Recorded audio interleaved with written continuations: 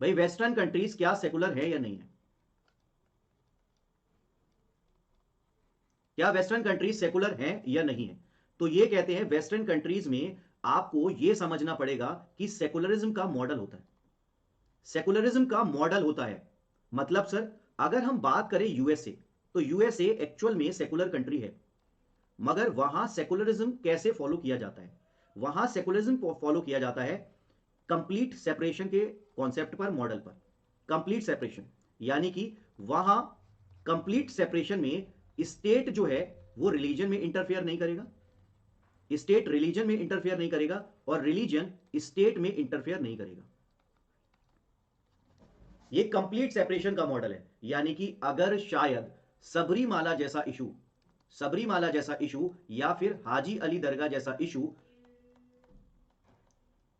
हाजी अली दरगाह जैसा इशू अगर यूएस के सुप्रीम कोर्ट में गया होता, तो यूएस के सुप्रीम कोर्ट ने इसे डिसाइड करने से मना कर दिया होता, क्योंकि वो कोर्ट कहता कि हम लोग इस पॉइंट पर डिसाइड नहीं कर सकते, क्योंकि हमारे यहां कंप्लीट सेपरेशन है और स्टेट रिलीजन में एंटर नहीं कर सकता। और ऑफ कोर्स जुडिशरी जो है स्टेट का एक पार्ट है, जुडिशरी एक स्टेट का पार्ट है। तो ये मॉडल है यूएसए का मॉडल। इसके अलावा आपको एक मॉडल नजर आता है फ्रांस का मॉडल। फ्रांस का मॉडल, फ्रांस भी एक सेकुलर कंट्री है, फ्रांस भी एक सेकुलर कंट्री है, और फ्रांस में जो सेकुलरिज्म का मॉडल है ये है religious is private thing, religion is private. भाई आपका जो रिलीजन है वो प्राइवेट चीज है। मतलब क्या है सर? ये कहते हैं कि आपका जितना भी रिलीजियस मैनिफेस्टेशन है, जितना भी रिलीजियस मैनिफेस्टेशन है, आप ये कहीं मत लेकर आओ बाहर पब्लिक में। Religious manifestation not in public, यानी कि आप पब्लिक में ना ही बुर्का पहन सकते हो, ना ही स्कार्फ बांध लपेट सकते हो, और ना ही आप टर्बन बांध सकते हो। रिलीजन जो है आपका प्राइवेट अफेयर है। जो करना है रिलीजन से अपने घर के अंदर करो, बाहर, घर के बाहर इससे मत लेकर आओ रिलीजन को। ये फ्रांस का सेकुलर मॉडल है। इसीलिए आप लोगों ने देखा होगा फ्रांस से रिलेटेड कभी कभी न्यूज मिलती है, भाई फ्रांस में कोई लड़की बुर्का पहन के जा रही थी तो उसे गिरफ्तार कर लिया गया। ऐसी चीजें आपको मिलती होंगी, क्योंकि वहां इससे रिलेटेड लॉ है, क्योंकि रिलीजन वहां एक प्राइवेट अफेयर के तौर पर जाना जाता है। ठीक है, तो इंडिया से बाहर होते तो क्या पोजीशन होती? तो सेकुलर कंट्री का मॉडल वहां ये फॉलो किया जाता है। इसके बाद अगर हम बात करें यूके की, तो यूके भी सेकुलर है, मगर इसके सेकुलर के मॉडल को कहा जाता है सूडो सेकुलर। सूडो सेकुलर, इसका क्या मतलब होता है? भाई यूके में आपको बायसनेस दिखेगी, यूके में आपको बायसनेस दिखेगी, यानी कि यूके में आपको चर्च को फंड अलॉट किए जाते हैं, यूके में चर्च को फंड अलॉट किए जाते हैं जो कि अदर रिलीजन को नहीं किए जाते, जो कि अदर रिलीजन को नहीं किए जाते। ये यूके की हालत है। ठीक है, तो यूके एक्चुअल में सेकुलर ना होके सूडो सेकुलर है, या फिर मैं ऐसे बोल सकता हूं वो थोड़ा सा क्रिश्चियनिटी की तरफ या फिर चर्च की तरफ आपको बायस मिलेगा। ठीक है, तो ये यूके का मॉडल है जो कि सूडो सेकुलरिज्म के नाम से हम जानते हैं। अब उसके बाद हम बात करते हैं टर्की की।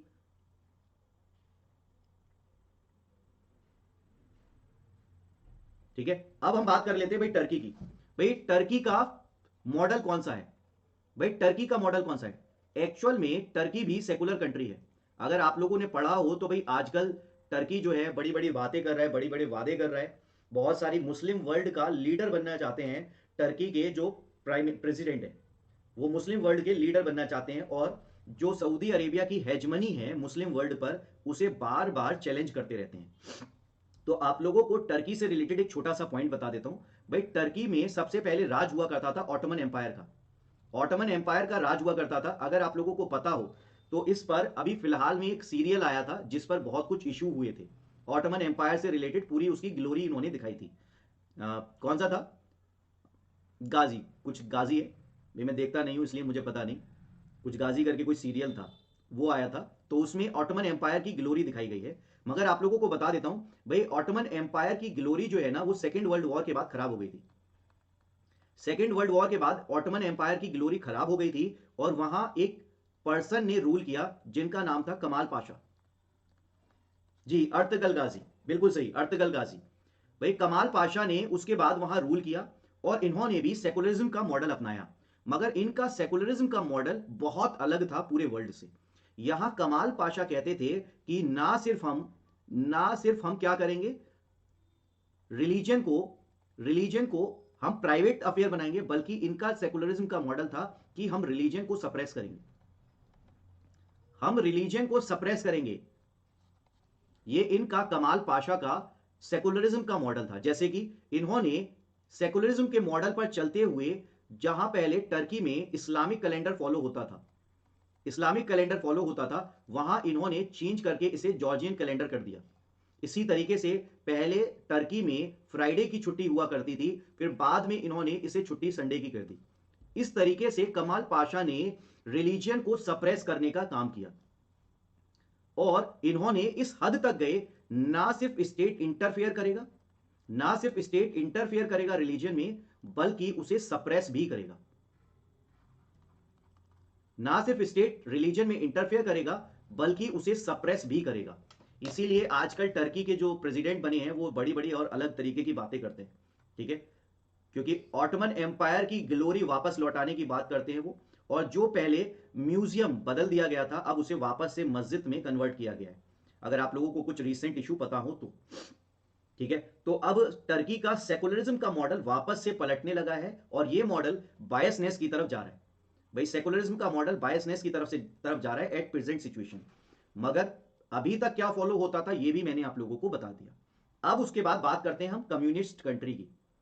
कम्युनिस्ट कंट्री की, भाई कम्युनिस्ट कंट्री कौन कौन सी है? जहां क्या होता है भाई, राजा का राज होता है। कम्युनिस्ट कंट्री जहां डिक्टेटरशिप होती है, जैसे कि चाइना, जैसे कि नॉर्थ कोरिया, जैसे कि क्यूबा, जैसे कि क्यूबा।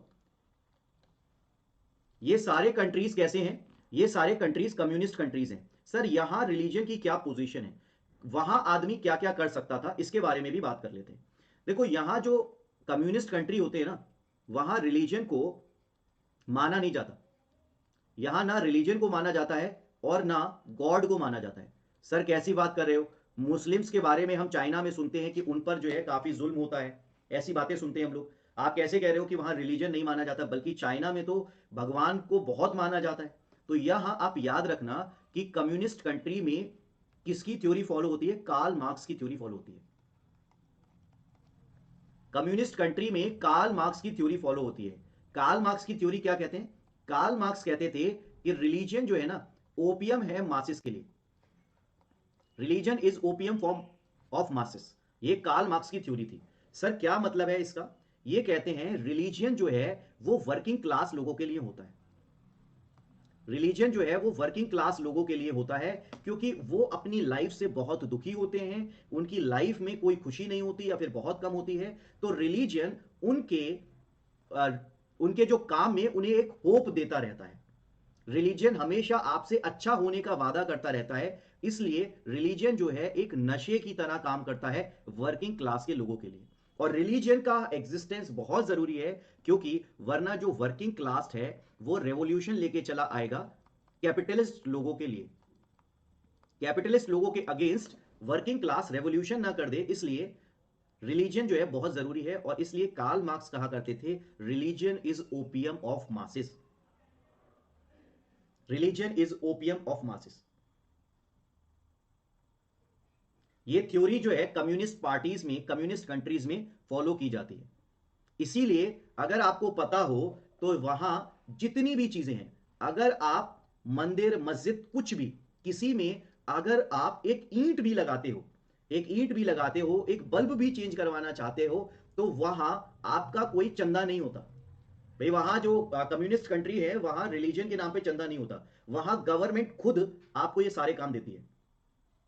अगर किसी मस्जिद में, किसी मंदिर में कुछ बनना है, कुछ चेंज होना है स्ट्रक्चर पे, आप गवर्नमेंट को एप्लीकेशन लिखिए और गवर्नमेंट आपको वो काम करके देगी। क्योंकि कार्ल मार्क्स की थ्योरी कहती है religion is opium of masses. वो कभी भी आपको इंडिपेंडेंट होने ही नहीं देते।